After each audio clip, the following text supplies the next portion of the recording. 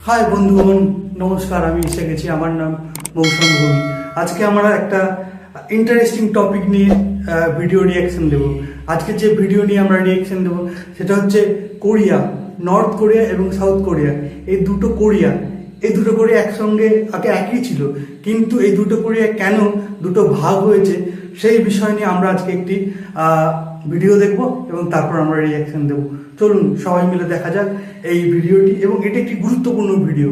এই ভিডিওটি আপনারা সবাই এনজয় করবেন, এবং আমি যে ভিডিও লিঙ্ক থেকে আমি দেখছি সেটা আমি আমার কমেন্ট বক্সে দিয়ে দেবো, আপনারা সবাই দেখতে পাবেন। চলুন দেখা যাক।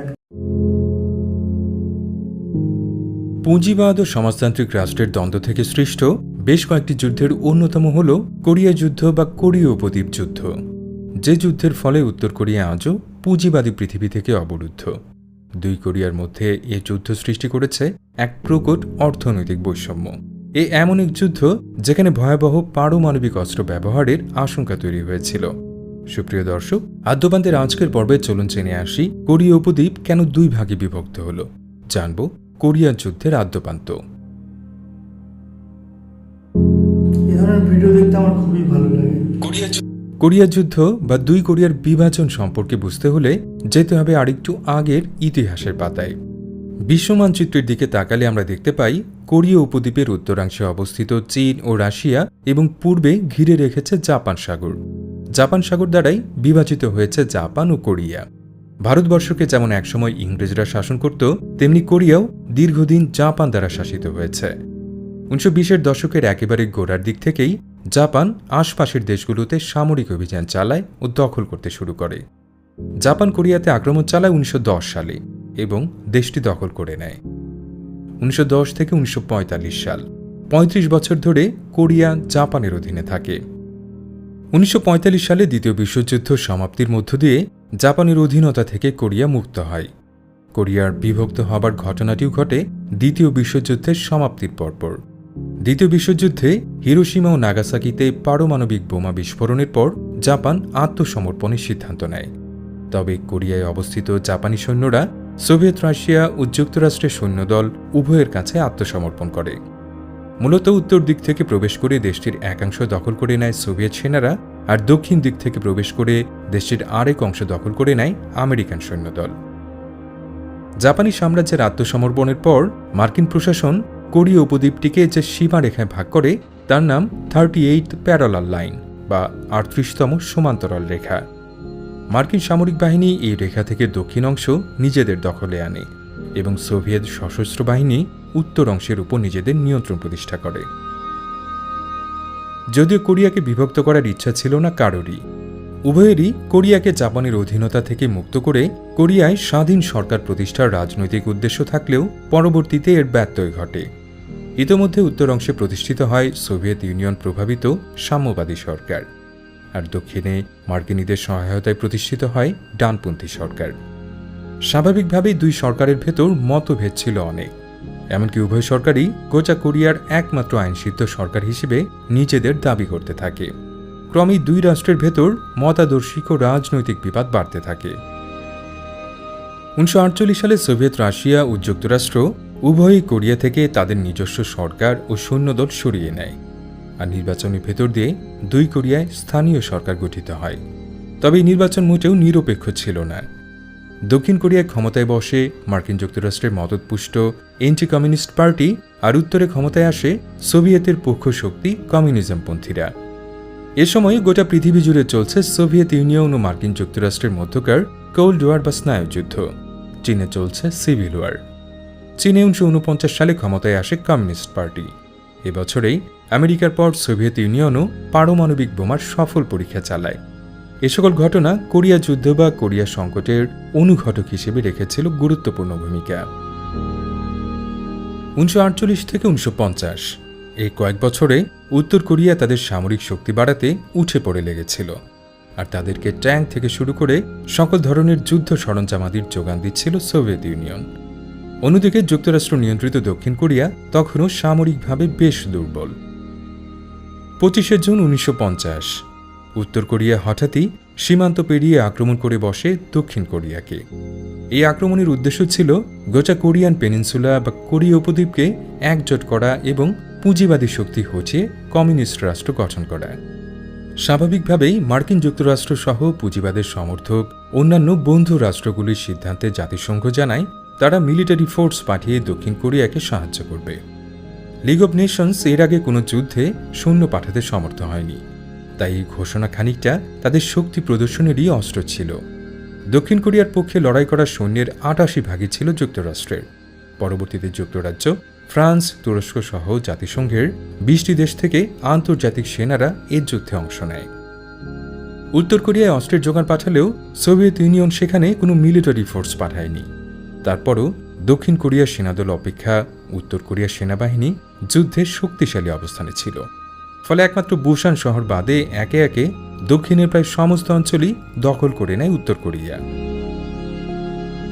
এ পরিস্থিতিতে সেপ্টেম্বর মাসে যুদ্ধক্ষেত্রে জেনারেল ডগলাস ম্যাকআর্থারকে সেনা প্রধান হিসেবে পাঠানোর সিদ্ধান্ত নেয় যুক্তরাষ্ট্র। ডগলাস ম্যাকআর্থার মার্কিন সেনাবাহিনীর একজন নামকরা সেনাপ্রধান। এই চৌকস জেনারেল দক্ষিণের রাজধানী সিওল শহরের পাশে ইনচন বন্দর দিয়ে নতুনভাবে আক্রমণ করার একটু ঝুঁকিপূর্ণ কিন্তু সফল প্ল্যান সাজান।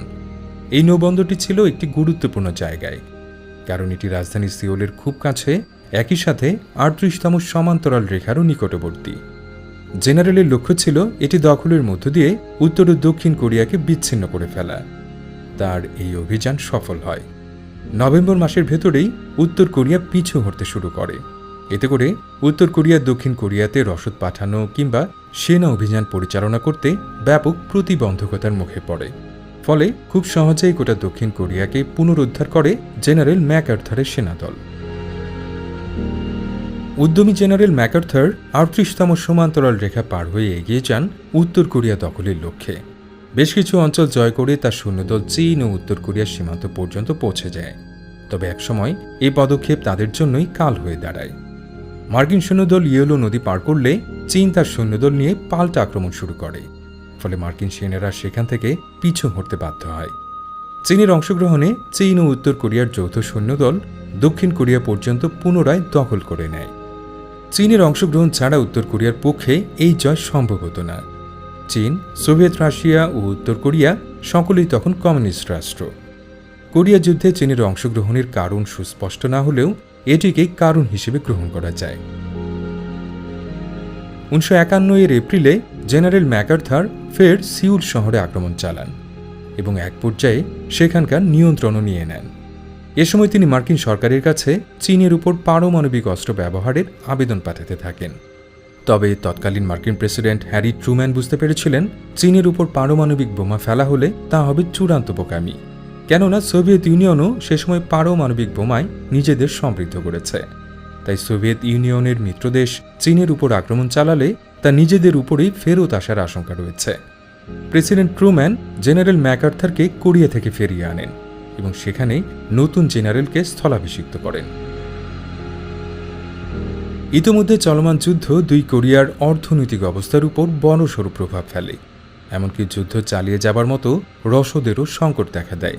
পরবর্তী ২ বছর কোরিয়া যুদ্ধ ৩৮তম সমান্তরাল রেখা ঘিরেই চলমান থাকে। ২৭ জুলাই ১৯৫৩ সালে দুদেশের মধ্যে একটি যুদ্ধবিরতি চুক্তিপত্র স্বাক্ষরিত হয়। এর পেছনে গুরুত্বপূর্ণ ভূমিকা রেখেছিলেন তৎকালীন ভারতের প্রধানমন্ত্রী পণ্ডিত জওহরলাল নেহেরু। তিনি কোরিয়া যুদ্ধকে প্রক্সি যুদ্ধ হিসেবে উল্লেখ করে নানাভাবে দ্বিপাক্ষিক শান্তি চুক্তির জন্য চেষ্টা চালিয়েছিলেন। অবশেষে ভারতের পরামর্শ গ্রহণ করে যুক্তরাষ্ট্র। উত্তর ও দক্ষিণ কোরিয়ার সীমান্ত রেখা ৩৮তম সমান্তরাল রেখার দুপাশে ২ কিলোমিটার করে মোট ৪ কিলোমিটার জুড়ে স্থানকে ডিমিলিটারাইজড করা হয়, অর্থাৎ এখানে কোনো সামরিক বাহিনী অবস্থান করতে পারবে না। চুক্তি মোতাবেক দুই কোরিয়ার সৈন্যদলই ২ কিলোমিটার করে পেছনে চলে আসে। এ সময়ে যদিও সীমান্ত রেখায় কিছুটা পরিবর্তন এসেছিল, তবে বিস্ময়কর বিষয় হল ডিমিলিটারাইজড জোনে দীর্ঘদিন ধরে কোনো মানুষের যাতায়াত না থাকায় সেখানে গড়ে উঠেছে গভীর বনাঞ্চল, যা বন্যপ্রাণীর জন্য হয়ে উঠেছে অভয়ারণ্য। ৩ বছরব্যাপী চলমান যুদ্ধে নিহত হয়েছিল ২৫ লাখ নিরীহ মানুষ, আর যুদ্ধক্ষেত্রে নিহত হয় অন্তত ১০ লাখ সেনা সদস্য। প্রচুর বোমাবর্ষণ ও বারবার আক্রমণের ফলে ধ্বংসের মুখ দেখে সিওল শহর, ভেঙে পড়ে অর্থনৈতিক কাঠামো। 53 যুদ্ধবিরতি চুক্তি এখনও চলমান থাকলেও এখন পর্যন্ত দুদেশের মধ্যে কোনো শান্তি চুক্তি স্বাক্ষরিত হয়নি। উত্তর ও দক্ষিণ কোরিয়া এখনও অলিখিতভাবে পরস্পরের সঙ্গে যুদ্ধে লিপ্ত রয়েছে। উত্তর কোরিয়া আজও বিচ্ছিন্ন এক দেশ। চলছে মার্কিনীদের অর্থনৈতিক অবরোধ, চলছে স্নায়ুযুদ্ধ। যুদ্ধের প্রায় 70 বছর গত হয়েছে। আজও শত্রুভাবাপন্ন সম্পর্কে বিভাজিত রয়েছে উপদ্বীপটি। বিশ্ব রাজনীতি কিভাবে একটি দেশের জনগণকে ভাগ করেছে এবং বছরের পর বছর ধরে তা টিকিয়ে রেখেছে তা সত্যি অবিশ্বাস্য। কোরীয় জনগণের ইচ্ছা অনিচ্ছা এই রাজনীতিতে কখনোই বিবেচনার বিষয় ছিল না। আজও হয়তো কোরিয়ার জনসাধারণ এই আশা ব্যক্ত করতে চায় একদিন এ যুদ্ধময় সম্পর্কের অবসান হবে, পৃথিবীময় ভয়াবহ পারমাণবিক অস্ত্রের ভয়ভীতি প্রদর্শন বন্ধ হবে, আর উপদ্বীপটি ফিরে পাবে তার সৌহার্দ্যপূর্ণ অতীত।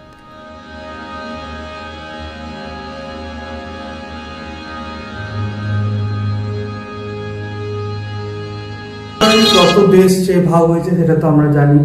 আমাদের ভারত, পাকিস্তান, বাংলাদেশও একটা সময় একটা দেশ ছিল। এই যে ধর্ম বিভেদ, এগুলো থেকে অনেক দেশ ভাগ হয়, মানুষের মধ্যে ভাগাভাগি হয়। যাই হোক, এই ভাগাভাগি যাতে না হয় বা এই মানুষের মধ্যে দ্বন্দ্ব যাতে না তৈরি হয়, সেটাই কাম্য। আর নর্থ কোরিয়া যেভাবে মানুষের উপরে একটা ডিক্টেটরশিপ চালাচ্ছে, এটা কিন্তু ঠিক নয়।